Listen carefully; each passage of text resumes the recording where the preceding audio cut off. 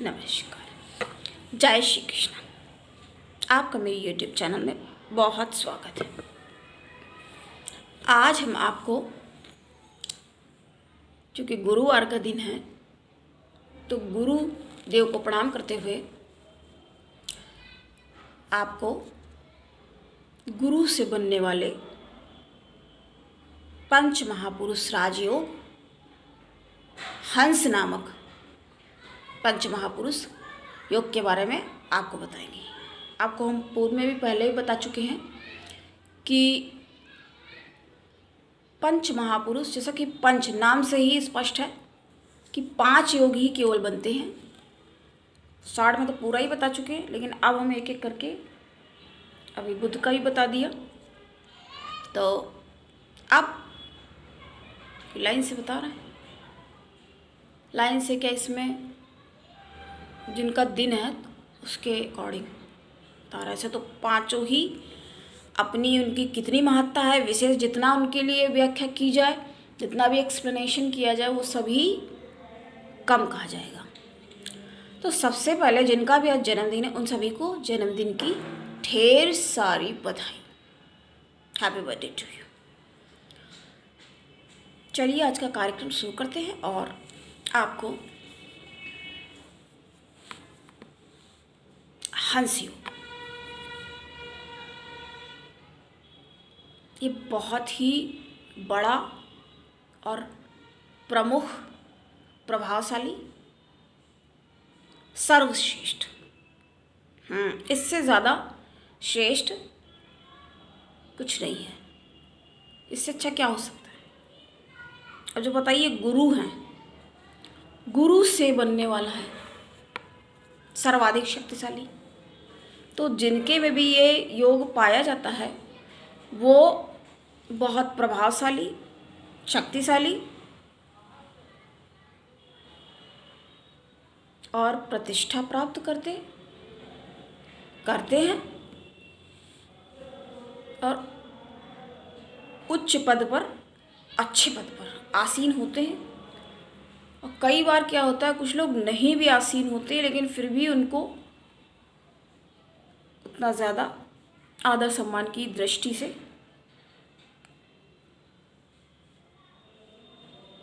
देखा जाता है। कुछ लोग इतने धूर्त किस्म के होते हैं, पहले तो क्या कहा जाए, कौन सी बात शुरू हो जाती, पर किसी को आहत करके या विद्या की तौहीन समझो कर रहे हो। पहले लोग बिलबिलाते, रोते, गिड़गिड़ाते हैं पूछने के लिए, और जब किसी को कुछ बता दो तो वो उल्टा आक्षेप करना शुरू कर दें। ऐसे लोग पड़े हुए। पर क्या कर सकते हैं, जो दुष्ट है तो अपनी दुष्टता कैसे छोड़ देगा। दुष्टता छोड़ देगा तो फिर उसको दंड भी कैसे मिलेगा, ये भी बात है। अच्छे अच्छे लोग तो पता नहीं क्या भुगत लेते हैं, तो ये दुष्ट कैसे बच जाएंगे भला, नहीं बच पाएंगे ना, इसलिए ही ऐसा करते ही है। तो हम अब गुरु की बात कर रहे हैं। गुरु को उच्च ब्राह्मण माना जाता है।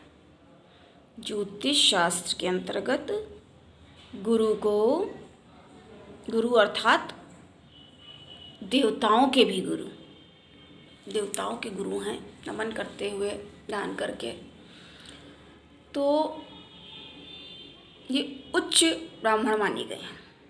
और शुक्र को मध्यम विप्र माना जाता है, सबसे ऊपर उच्च, फिर मध्यम। ऐसे गुरु कभी शुक्र का बुरा नहीं कर सकता, क्योंकि देवत्व है ना। शुक्र बल्कि कर भी सकता, क्या कर देता ही है, क्योंकि देवताओं के गुरु हैं, क्योंकि देवत्व है ना, इसलिए देवताओं के गुरु हैं जब, तो उनको क्रोध कहाँ फिर आता है। क्रोध उनके लिए अनिवार्य नहीं है। उनको कोई प्रशंसा करे तो अच्छी बात है, बुराई भी करे तो उनको ज़्यादा वो बदला लेने के लिए भी नहीं होते हैं, क्योंकि अगर वो आ जाए बदला लेने पे तो क्या नहीं कर सकते, क्या नहीं कर सकते। वही चीज़ बता रहे हैं आपको, जबकि शुक्रदेव गुरु को हानि पहुंचा सकते हैं। अभी हमने बताया आपको सूर्य राजा हैं, उच्च क्षत्रिय हैं, मंगल मध्यम क्षत्रिय हैं, सेनापति हैं, और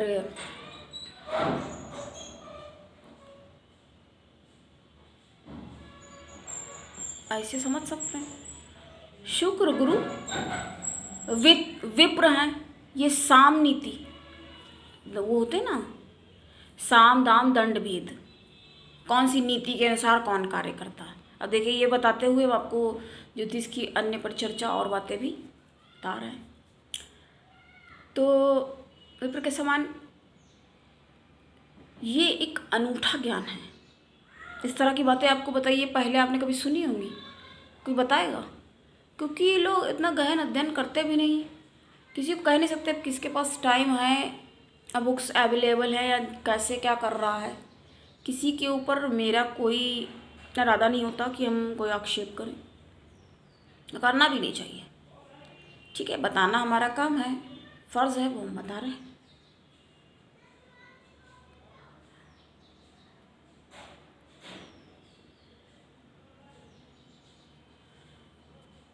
तो जो भी ये हंस योग बनेगा, जब गुरु द्वारा निर्मित होगा तो बहुत ही प्रभावशाली व्यक्ति होगा। उसकी गुरु से मिलता जुलता उसका, तो गुरु कैसी, एक दिव्य पुरुष, दिव्य पुरुष, लंबा चेहरा, बहुत सुंदर, अत्यंत दिव्यता चेहरे से टपकती हुई, झलकती हुई, और हाथ पैर में भी उनके शंख कमल मत्स्य अंकुश, मतलब कोई ना कोई ये स्टार, कोई ना कोई उनके चिन्ह होंगे। और उनके पैर पैर बहुत सुंदर, पैर भी सुंदर होंगे। और एक बहुत बड़ा गुण है ये, अधिक सुंदर होंगे, सौम्य होंगे।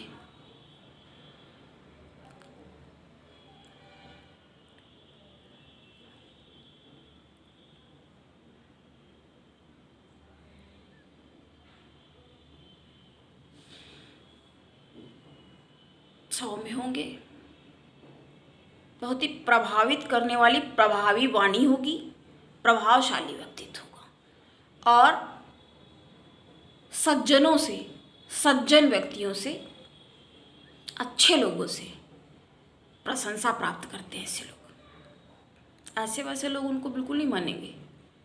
वो क्यों मानेंगे? उन्हें जलने से फुर्सत ही नहीं है ना। जब जलने से फुर्सत नहीं होती तब क्या लोग करते हैं, फिर उसकी बुराई निकालने लग जाते हैं। तो ये सब होता है। और एक बात आई ध्यान, तो लगता बताएं, फल दीपिका में बताया गया है, पुस्तक है, तो उसमें बताया गया है राहु को स्त्री ग्रह कहा गया। ये एक विशेष बात है। कुछ लोग क्या करते हैं कि जो गुरु का दिन है, आपने बताया तो सोचा है, तो बृहस्पति का जो दिन है गुरुवार का, तो वो राहु का दिन भी कुछ लोग मानते हैं। ये एक अनूठी बात है, ये एक अलग बात है। ये हो सकता है आपको उसके पहले कहीं सुनने ना मिली हो। उसकी आवाज़ प्रभावशाली होगी। गुरु के हंस योग की बात कर रहे हैं ना, पंच महापुरुष योग। और कफ की अधिकता हो सकती है, कफ की थोड़ी सी इनको प्रॉब्लम, और थोड़ी सी मोटापे की भी इनको समस्या देखी जा सकती है। गुरु है ना, तो गुरु चर्बी का खा के, गुरु का लोग ध्यान रखते हैं ना, जैसे अरे आ गए रचाड़ जी, अरे आइए बैठिए, रख दिया। अब रख दिया इतना तो कुछ खाएंगे ही, तो तो ये भी हो जाता है। रंग गोरा होगा, और गुरु की पत्नी भी सुंदर, कोमलांगी, अच्छी, अति निपुण होंगे, शास्त्रवेत्ता, शास्त्र ज्ञान में पारंगत और शास्त्र ज्ञान में प्रभावित करने वाले, शास्त्र ज्ञान पारायण।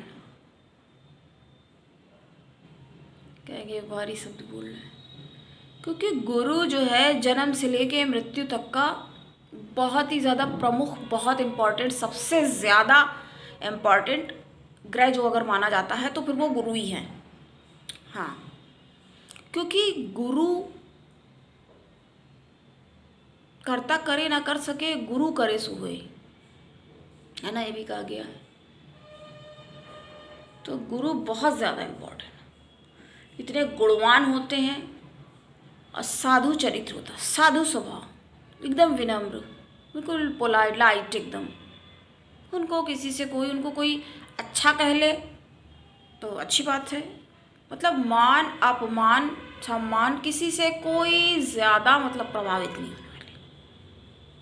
वो जानते हैं ना, जो सम्मान कर रहा तो उनको ही पता है ये कैसे हैं, उनको ही मालूम है। दुष्ट है तो उनको पहले ही मालूम है ये दुष्ट है, तो उससे काहे की उम्मीद। बिच्छू है तो वो डंकी मारेगा ना, उसका तो नेचर ही है भाई डंक मारना। सांप है तो डस लेगा ऐसे। तो उनको क्या, फिर उनको उससे क्या मतलब है, ऐसा माना जाता है, क्या मतलब उससे।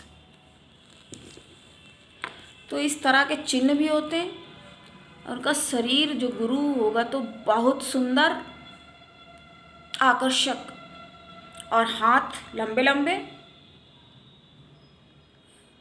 हाथ जो है भुजा तो बाजू में भारी, लंबी, और ऐसा व्यक्ति उत्तम भोजन, सुंदर भोजन, मतलब बढ़िया सा, अच्छा सा, तो ना डिलीशियस, ऐसा भोजन पसंद करेगा, ऐसा होता है।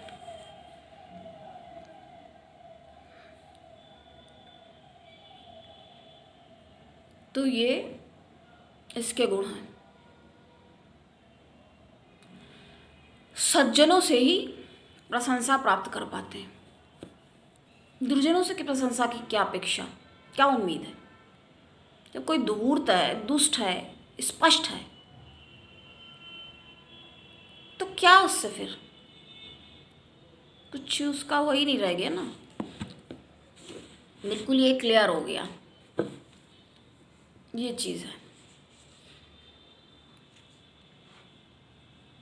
इसको, और गुरु जो है स्त्री के लिए बहुत इम्पोर्टेंट है, उसके पति के कारक है, उसका पुत्र, बच्चे, ज्ञान, विद्या कैसी प्राप्त करेंगे, निर्विवाद रूप से विद्या निर्बाध चलेगी, निर्बाध गति से गतिशील रहेगी, या नहीं हो पाएगा, या क्या होगा, तो ये इसके द्वारा ही प्राप्त पता किया जा सकता है, इसके द्वारा ही ये प्राप्त होगा कि गुरु जब अच्छे होंगे। अगर कोई बहुत ही बदतमीज़ है, बददिमाग है, उसको तमीज़ नहीं है, मूर्ख है, तो समझ लो उसका गुरु बहुत पीड़ित है, खराब है वो। और वो जिसका पीड़ित हो गया फिर क्या प्रभाव देगा वो पुत्र से। और पति के लिए पत्नी का कारक भी शुक्र तो देखिए माना जाता है। शुक्र को स्त्री, मतलब पुरुष के लिए स्त्री बोली गई है, बोला गया उसको, वो क्लियर है। लेकिन कई विद्वानों का मत है कि गुरु को भी पुरुष के लिए स्त्री के बारे में जानने के लिए, और स्त्री के लिए पुरुष के बारे में जानने के लिए। और ठीक है, माता पिता कैसा संबंध है, क्या है क्या नहीं होगा, ये सारी चीज़ें वो उसके लिए खैर और भी अन्य ग्रह है। जैसे माता के लिए तो फिर चंद्रमा, सूर्य, भाई बहन, मंगल, सबकी स्थितियाँ फिर देखनी पड़ती है। लेकिन आज हम यहाँ गुरु की बात कर रहे हैं तो हम उनकी ही बात करेंगे, और उस टॉपिक से हम बिल्कुल भी नहीं भटकेंगे। आज का टॉपिक जो हमने गुरु का पंच महापुरुष राजयोग के बारे में बताने के लिए, तो वही चीज़ आपको बताएंगे। तो ऐसा हो जाता है, कई बार हम सब ये सोचते हैं कि मेरे साथ ऐसा क्यों होता है, हम अच्छा करें या बुरा, बुरे तो हम ही बन जाते हैं। तो अपमान तिरस्कार क्यों मिल जाता है? परंतु एक बात ये भी है, एक बात कहें आपसे कि उस समय तो दुख लगता है, हाँ उस समय ज़रूर दुख लग सकता है, लेकिन परंतु सच ये है कि हमारे द्वारा पापों का समन हो जाता है, किए गए हैं जो हमारे द्वारा किए गए पापों का समन हो जाता है। तो वो भी बहुत ही उसको, अब ये गुरु को तो सारी बातें क्लियर है ना, तो उनको उतना ज़्यादा वो बिल्कुल भी नहीं विचलित होते हैं, ये कारण है। अब आपको हमने बताया सीक्रेट, ये सीक्रेट है। परंतु सच ये है कि क्या, अर्थात पाप करते हैं जो लोग, तो फिर जिसके साथ तो ये पाप खत्म हो जाता है। कोई अगर अपमान कर रहा है तो आपके पापों को खत्म कर दिया उसने, बिल्कुल डिस्ट्रॉय, क्लियर। फिर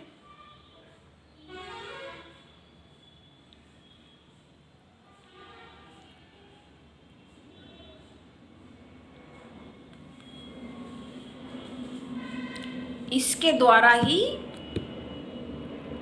और कोई अन्य कारण नहीं है।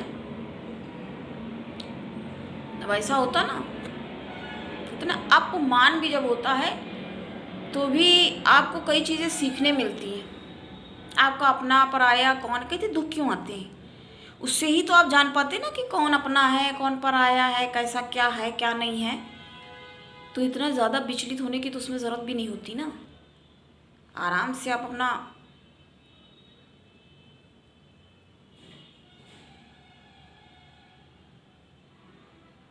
क्योंकि आपको अभी तो पता चल रहा है ना, सबक मिल रहा है। दुख आए हैं तो अपने पराई की पहचान करा के जाते वो।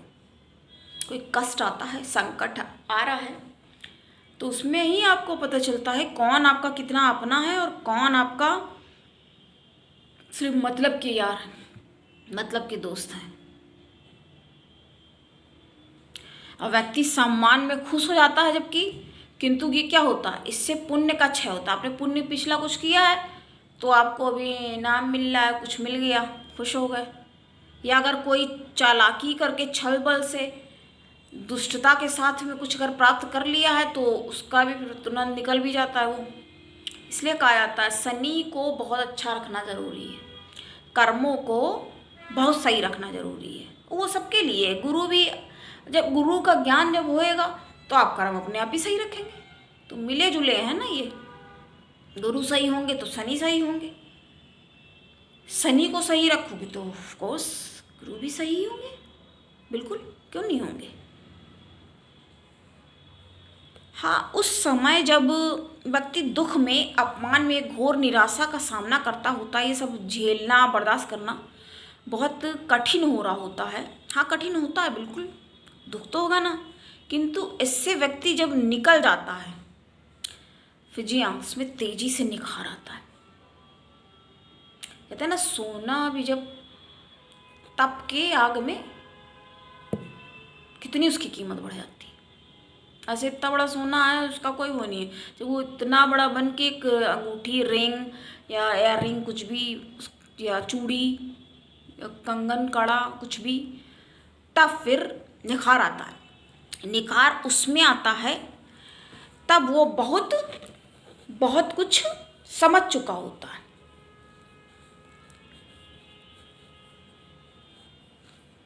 अब तो सड़कों पे भी इतने जलील, इतने दुष्ट टाइप के लोग घूम रहे हैं कि अच्छे सरल व्यक्ति का तो वैसे भी चलना दुश्वार है, दूभर है, क्योंकि बहुत ज़्यादा हिम्मत भी चाहिए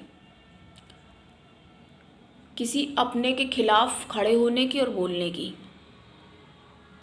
अब ये क्या क्या बताया जाए, उनके लिए भीष्म पिता सबसे ज़्यादा देखिए उनको कष्ट हुआ, तो उनको क्यों इतना कष्ट मिला।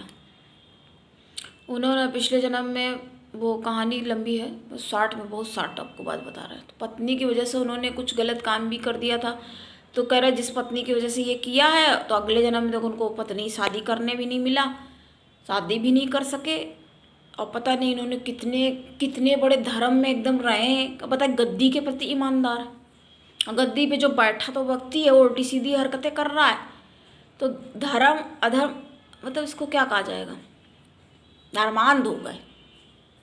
धर्म में उनको समझ में नहीं आ रहा, मतलब सही अगर उचित अनुचित का भेद नहीं कर रहे हैं, किसी की बुराई करने, ये कई लोगों के साथ होता है। तो उदाहरण के लिए उनकी बात आ जाती है निकल, क्योंकि काफ़ी लोग उनके बारे में पता होगा तो बताया जाता है। ऐसे बहुत लोग होते हैं वो अपने को ही सही समझते हैं, तो वो गलत होते हैं, गलत नहीं भी होते लेकिन फिर भी वो गलत ही होते हैं, क्योंकि धर्मांध है ना। धार्मिक होना चाहिए पर अति धार्मिक नहीं। अब क्या बताएं आपसे, हम भी पहले बहुत हम भी अति धार्मिक हो गए थे, ये कह सकते हैं, बट अब ऐसा नहीं है, बिल्कुल ऐसा नहीं है। तो बहुत ही सुंदर योग माना जाता है हंस पंच महापुरुष। पंच महापुरुष के अंतर्गत जो योग आता है गुरु से बनने वाला हंस योग, बहुत सुंदर। और इसको क्या कहते हैं आपको और एक बात बताते हैं, इन शॉर्ट नीर क्षीर विवेकी ये कहते हैं इसको, क्योंकि जो व्यक्ति नीर क्षीर विवेक से कर ले तो उसको क्या गुरु माना जाता, गुरु मान लिया जाता है। तो इस तरह से हम आज इस योग के बारे में जान पाए। अपनी तरफ से वैसे हमने किया बताने का। और इस योग में व्यक्ति उचित पोस्ट पे हो सकता है, होता ही है कह सकते हैं। ज्ञान होता है उसके पास, ज्ञान का भंडार होता है, प्रतिष्ठा प्राप्त करता है, सम्मान प्राप्त करता है, मान सम्मान प्राप्त करता है, उसका नाम होता है, यश कीर्ति होती है, यशस्वी होता है, और उसका परिवार भी उच्च शिक्षित भी होता है, स्वयं उच्च शिक्षित होता है। अब जब स्वयं उच्च शिक्षित है तो क्या बच्चों को वो कुछ नहीं सिखाएंगे? पक्की बात है सिखाएंगे, वो तो मानी हुई बात है, ज़रूर सिखाएंगे, अवश्य सिखाएंगे, क्यों नहीं सिखाएंगे। तो उनको भी शिक्षित करने का प्रयास करते हैं, और बच्चे भी काफ़ी अद्भुत होते हैं, उनके विलक्षण प्रतिभा के धनी पाए जाते हैं। और क्या होता है, साधु स्वभाव, उनको किसी लग्जरी है ठीक है, नहीं है कोई बात नहीं, नहीं है तब भी ठीक है, बढ़िया है, कोई फर्क नहीं, एक शब्द नहीं, कोई फर्क नहीं, अलबत्ता वाला बिल्कुल है। किसी भी चीज़ से कोई ज़्यादा, खुद सबको प्रभावित करते हैं पर खुद किसी से बहुत ज़्यादा प्रभावित नहीं होते हैं, सम रहते हैं। हर सिचुएशन में, every time, every situation, every circumstances in same. जी हाँ, ये है गुरु की महत्ता। उनके बारे में जितना कहा जाए सब कम है। सादे स्वभाव उनका, उनको किसी लाभ से या प्रपंचों में पड़ने का कोई औचित्य नहीं, बहुत ही शांतिपूर्ण ढंग से रहना और जीना चाहते हैं। और उनको कोई कुछ कह देता तो उससे भी बदला लेने के लिए तत्पर नहीं, कहते ठीक है, मतलब ठीक है, उसको तो मालूम ही है उनका क्या होना है, क्या होना है, जो भी है, बक गया तो निकल गया।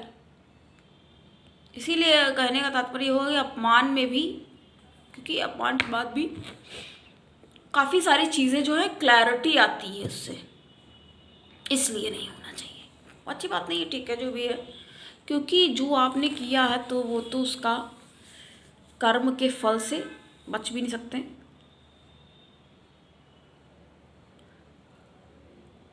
कैसे बच सकते हैं? नहीं बच पाते। जो कर्म भोगने से ही बताते रहते हैं। तो आज हमने इस योग के बारे में जाना, सर्वाधिक प्रमुख योग है जो। आज के लिए इतना ही।